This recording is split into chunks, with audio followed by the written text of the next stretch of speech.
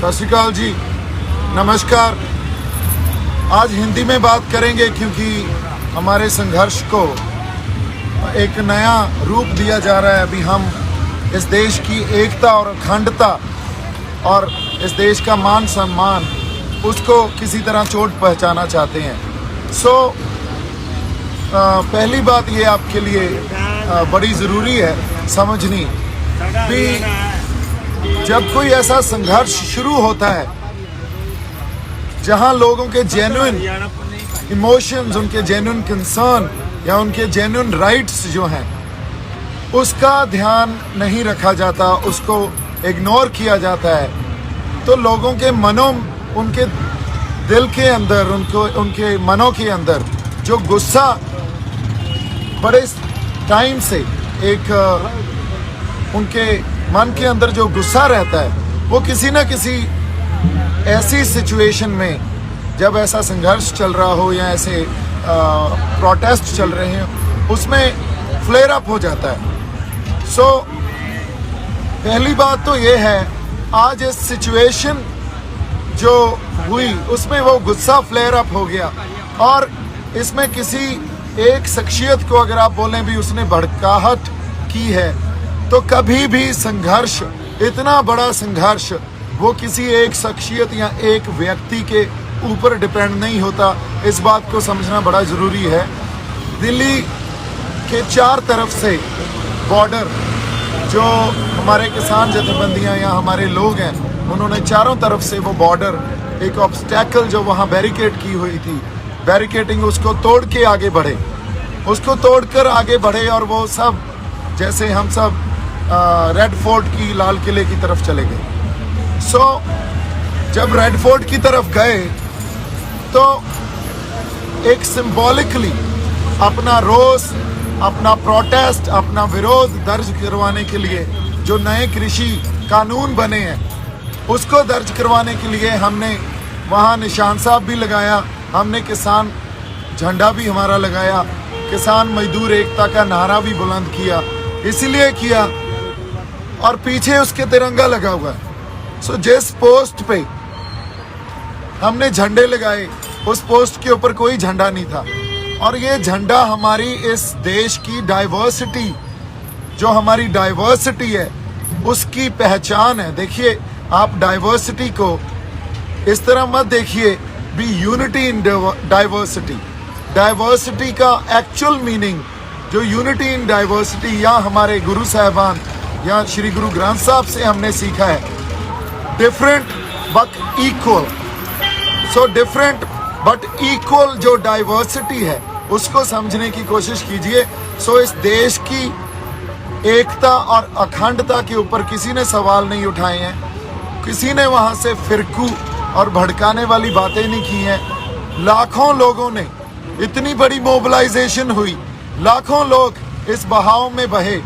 वो एक ऐसा बहाव है, अगर आप उस बहाव को नहीं समझेंगे और उसको सिर्फ आज की घटना को आइसोलेशन में देखने लगेंगे तो हम बहुत बड़ी गलती कर जाएंगे। ये एक पहले जो प्रोसेस चल रहा था उसकी कंटिन्यूशन है।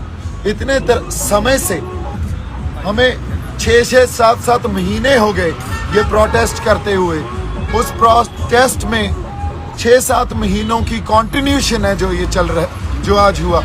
इसको आइसोलेशन में मत देखिए।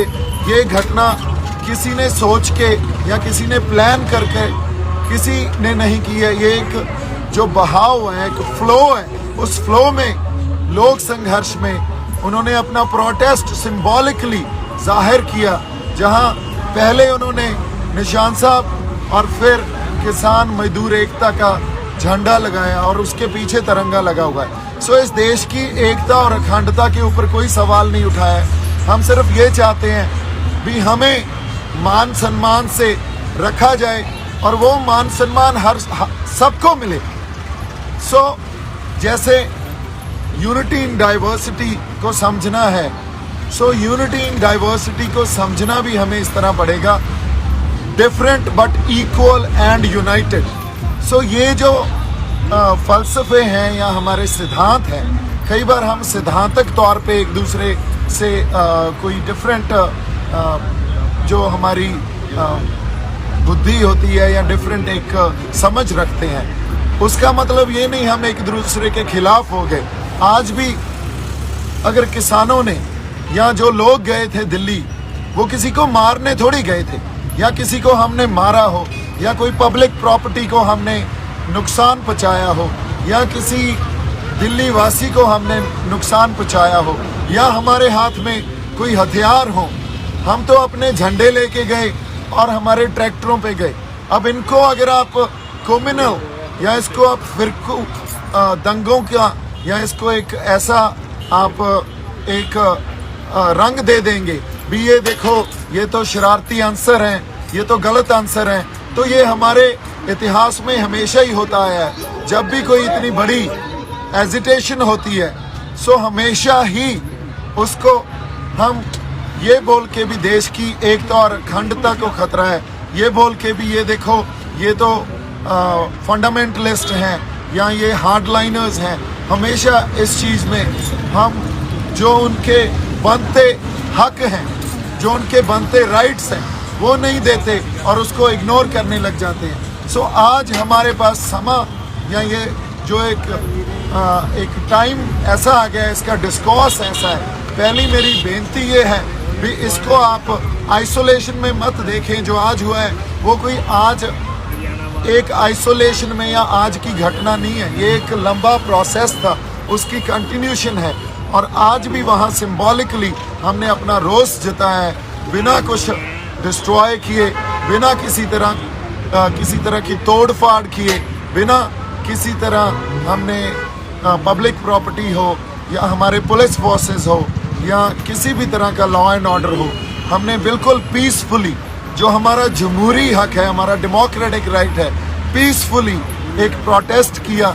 और इस प्रोटेस्ट को अगर हम ये सोच रहे हैं भी इसको एक कोई शख्सियत या एक पर्सनैलिटी या एक आदमी इतना बड़ी मोबिलाइजेशन कर सकता है, सो ये बहुत बड़ी गलती होगी।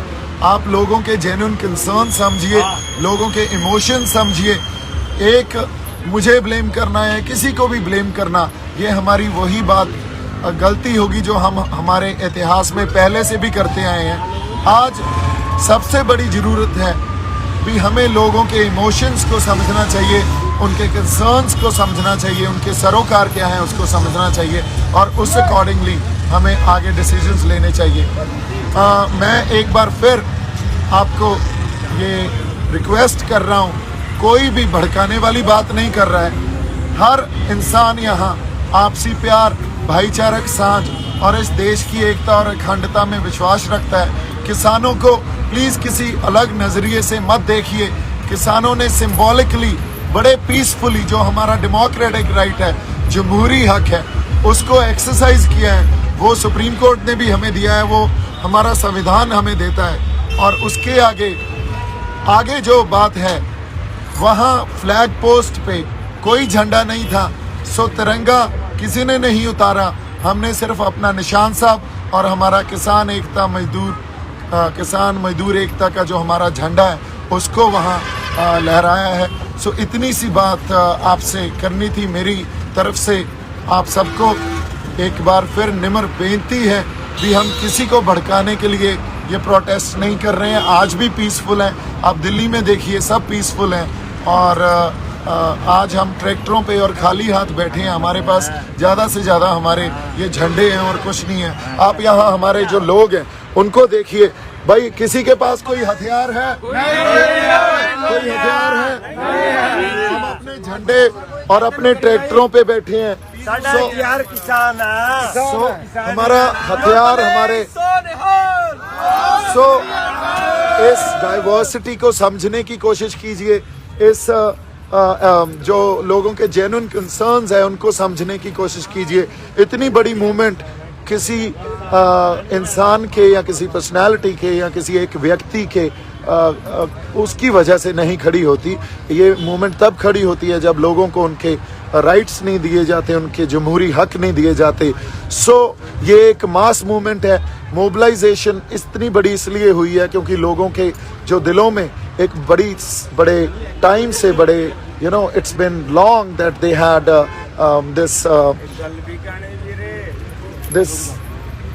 what do you call it? I would say maybe anger within them. Since so long they were preserving it, and it had to be flare up at some point.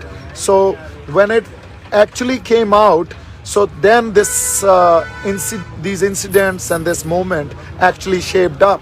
So today, if we are not going to talk about their rights, we are not going to give them their rights, or we are not going to handle it with maturity and always play the blame game, then trust me, this is not gonna stop. What we have to do is handle it with a lot of maturity, with responsibility, with purity, and that's what our people want. That's what we all want. As far as national security and integrity is concerned, nobody is questioning it, nobody is threatening it, nobody had intentions to do anything of that sort. We have just actually shown symbolically that it is a protest, it's a mass movement. Please try and understand and deal with it with a lot of maturity, and the leadership, whether it is our farmer leadership or political leadership, kindly look into it and deal with it with responsibility and maturity, which I hope and we all hope that it will be. Please do not try to give it any other color. Nobody is trying to propagate some different agendas here. Nobody is trying to propagate that we are threatening national integrity and security. Also, I would like to point out that Nishan Sahib, our Nishan Sahib, which our gurus have given us, it actually symbolizes when we have to fight against unjust or injustice. So that's what we've done. It was symbolically done. हमने किसी जगह कब्जा नहीं किया था, हमने कोई कब्जा नहीं किया, एक सिंबॉलिकली अपना रोष दर्ज करवाया है। मेरी तरफ से बहुत सारा प्यार और सत्कार। वाहिगुरू जी का खालसा।